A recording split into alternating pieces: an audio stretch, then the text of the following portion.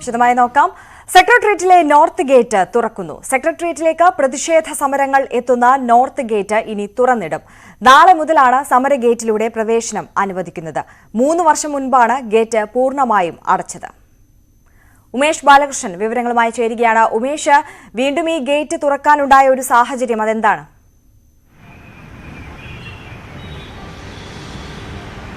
3 വർഷം മുൻപാണ്, അതായത് ആദ്യം നടക്കുന്ന സാഹചര്യത്തിലേക്ക് കിടന്നാൽ 3 വർഷം മുൻപാണ് ഈ ഗേറ്റ് അടയ്ക്കുന്നത്.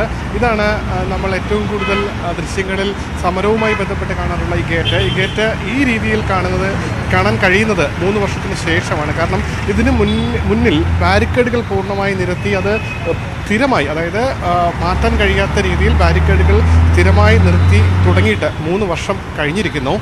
ആദ്യം ഇത് മെയിൻ്റനൻസിന് വേണ്ടിയായിരുന്നു ഈ ഗേറ്റ് പൂർണ്ണമായി അടച്ചത്. അതിനുശേഷം കോവിഡ് വന്ന സാഹചര്യത്തിൽ ആ ഗേറ്റ് വഴി പ്രവേശനം വേണ്ട എന്നുള്ള തീരുമാനം വന്നു. അങ്ങനെ ആ ബാരിക്കേഡുകൾ അതേ രീതിയിൽ തന്നെ തുടർന്നു.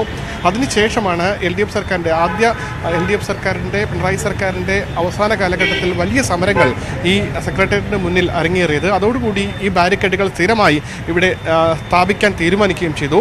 എന്തായാലും ആ തീരുമാനമാണ് മാറ്റിയിരിക്കുന്നത്. നാളെ മുതൽ ഈ ഗേറ്റ് തുറക്കും. ഈ ചങ്ങല ഇവിടെ സ്ഥാപിച്ചിട്ട് ഇത് തുറക്കാതെ തന്നെ സ്ഥാപിച്ചിട്ട് 3 വർഷം ആയിരിക്കുന്നു. ഈ ചങ്ങല നാളെ സെക്യൂരിറ്റി ഉദ്യോഗസ്ഥർ അകത്ത് നിന്ന് പൂട്ട് തുറക്കും. അതിനുശേഷം ഇതുവഴി പൊതുജനങ്ങൾക്ക് പ്രവേശനം ഉണ്ടാകില്ല. ഉദ്യോഗസ്ഥർക്കും കൂടാതെ മന്ത്രിമാരടക്കമുള്ള വാഹനങ്ങളിൽ നേരിട്ട് സെക്രട്ടേറിയറ്റിൽ എത്തുന്നവർക്ക് മാത്രമായിരിക്കും ഇതുവഴി പ്രവേശനം ഉണ്ടാവുക.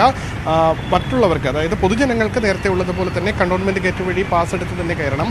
എന്തായാലും ഈ രീതിയിൽ സെക്രട്ടേറിയറ്റിൽ വലിയ നിയന്ത്രണങ്ങൾ, വലിയ സമരങ്ങളെല്ലാം കണ്ട ഗേറ്റാണ്. സമരങ്ങൾ വരുമ്പോൾ മാത്രമായിരുന്നു മുൻപ് ഇവിടെ ബാരിക്കേഡുകൾ വെച്ച് നിയന്ത്രണങ്ങൾ ഏർപ്പെടുത്തിയിരുന്നത്. എന്നാൽ അത് കഴിഞ്ഞ 3 വർഷം മുൻപ് വരെ ആയിരുന്നു ആ ഒരു സാഹചര്യം. കഴിഞ്ഞ 3 വർഷത്തിന് മുൻപ് ആ സാഹചര്യങ്ങളെല്ലാം മാറ്റി നോർത്ത് ഗേറ്റ് പൂർണ്ണമായി അടയ്ക്കുകയാണ് ഉണ്ടായത്. ആ സാഹചര്യമാണ് ഇനി മാറുന്നത്. എന്തായാലും ഇത് വലിയ രീതിയിൽ, കാരണം സമരങ്ങൾക്ക് ഏറ്റവും കൂടുതൽ കണ്ട സ്ഥലമാണ്. അതുകൊണ്ട് തന്നെ ഈ ബാരിക്കേഡുകൾ സ്ഥിരമായി ഇവിടെ പൂർണ്ണമായി ഇവിടെ തന്നെ തുടരുകയും ചെയ്തിരുന്നു. എന്തായാലും ആ തീരുമാനം ഇപ്പോൾ മാറ്റിയിരിക്കുന്നു. ആദ്യം ബാരിക്കേഡുകൾ ഇന്ന് വൈകിട്ടോടുകൂടി തന്നെ ബാരിക്കേഡുകൾ പൂർണ്ണമായി ഇവിടുന്ന് മാറ്റി. ഈ സെക്രട്ടേറിയറ്റിന് മുന്നിലെ ഗേറ്റിൽ സ്ഥാപിച്ചിരുന്ന ബാരിക്കേഡാണ് ഇപ്പോൾ നമ്മൾ കാണുന്നത്. ഇത് അല്പം മുൻപാണ് പോലീസ് ഉദ്യോഗസ്ഥർ വന്നെടുത്തു മാറ്റി ഇങ്ങോട്ടേക്ക് മാറ്റിവെച്ചത്. ഇനി അകത്ത് നിന്ന് കാരണം സെക്രട്ടേറിയറ്റിലെ സെക്യൂരിറ്റി വേറെയാണ്. അതുകൊണ്ട് തന്നെ ആ സെക്യൂരിറ്റി ഉദ്യോഗസ്ഥരാണ് അകത്തുള്ള ഗേറ്റിൻ്റെ പൂട്ടുകൾ തുറക്കേണ്ടത്.